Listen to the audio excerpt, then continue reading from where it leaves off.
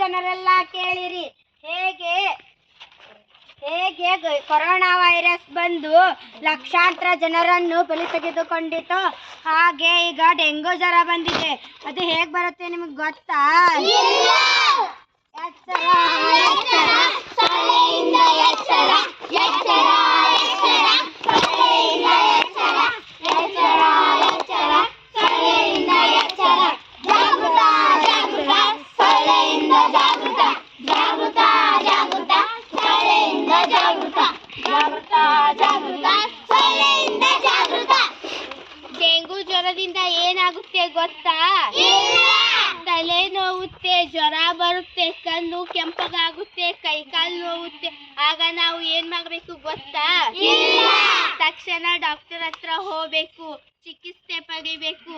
ಆಗ ನಾವು ಪ್ರಾಣಾಪಾಯದಿಂದ ಪಾರಾಗಬಹುದು. ಎಚ್ಚರ ಎಚ್ಚರ, ಸೊಳ್ಳೆಯಿಂದ ಎಚ್ಚರ, ಎಚ್ಚರ ಎಚ್ಚರ, ಸೊಳ್ಳೆಯಿಂದ ಎಚ್ಚರ, ಎಚ್ಚರ ಎಚ್ಚರ, ಸೊಳ್ಳೆಯಿಂದ ಎಚ್ಚರ, ಜಾಗೃತ ಜಾಗೃತ, ಸೊಳ್ಳೆಯಿಂದ ಜಾಗೃತ, ಜಾಗೃತ ಜಾಗೃತ, ಸೊಳ್ಳೆಯಿಂದ ಜಾಗೃತ, ಜಾಗೃತ ಜಾಗೃತ, ಸೊಳ್ಳೆಯಿಂದ ಜಾಗೃತ. ಡೆಂಗ್ಯೂಯಿಂದ ಹೇಗೆ ಸುರಕ್ಷಿತವಾಗಿರಬೇಕು ಗೊತ್ತಾ? ಮನೆಯಲ್ಲಿ ಮುಚ್ಚಿಡಿ.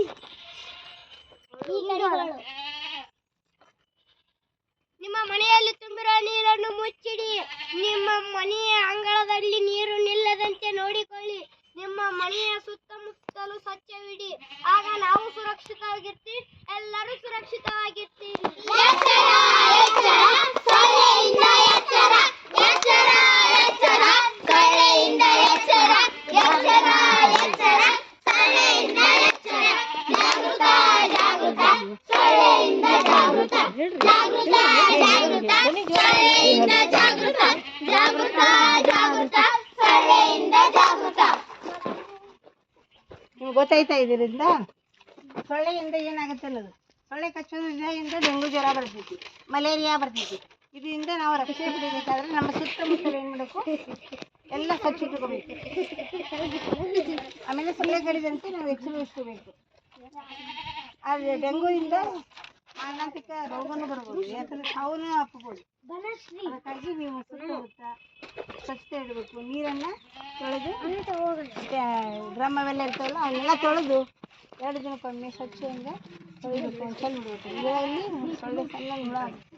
ಆ ಹುಳದಿಂದ ಏನಾಗುತ್ತೆ? ದೊಡ್ಡದಾಗಿ ಈ ಥರ ಕಾಯಿಲೆಗಳು ಬರುತ್ತೆ. ಅವು ನಾವು ಸೇವಿಸೋದ್ರಿಂದ, ಜಳಕ ಮಾಡೋದ್ರಿಂದ, ಕಚ್ಚೋದ್ರಿಂದ ನಮಗೆ ಕಾಯಿಲೆ ಬರುತ್ತೆ. ಅದರಿಂದ ನಾವು ಪರಿಸರವನ್ನು ಪರಿಸರ ಸ್ವಚ್ಛಿಡಬೇಕು. ನಾವು ಆರೋಗ್ಯದಿಂದ ಇದ್ದರೆ ನಮಗೆಲ್ಲ ಆರೋಗ್ಯ ಭಾಗ್ಯ, ಆರೋಗ್ಯನೇ ಮೇನೆ. ಅದಕ್ಕಾಗಿ ನೀವು ಸುತ್ತಮುತ್ತಲೆಲ್ಲ ಸ್ವಚ್ಛ ಇಟ್ಕೊಳ್ರಿ ಅಂತ ಇದರಿಂದ ನಿಮಗೆ ಹೇಳಿದ್ವಿ. ಇದು ಸೊಳ್ಳೆ ಕಡಿದ್ರೆ ಏನಾಗುತ್ತೆ? ಕಾಯಿಲೆಗಳು ತಲೆ ನೋಯ್ತವೆ, ಕಣ್ಣು ಕೆಂಪಾಗುತ್ತೆ, ಕೆಮ್ಮು, ಜ್ವರ ಬರ್ತೈತಿ. ಇವುಗಳಿಂದ ಬಂದ ತಕ್ಷಣ ಜ್ವರ ಮತ್ತು ದವಾಖಾನೆಗೆ ಹೋಗಿ ತೋರಿಸ್ಕೊಂಡು ಚೆಕ್ ಮಾಡಿಸ್ಕೋಬೇಕು.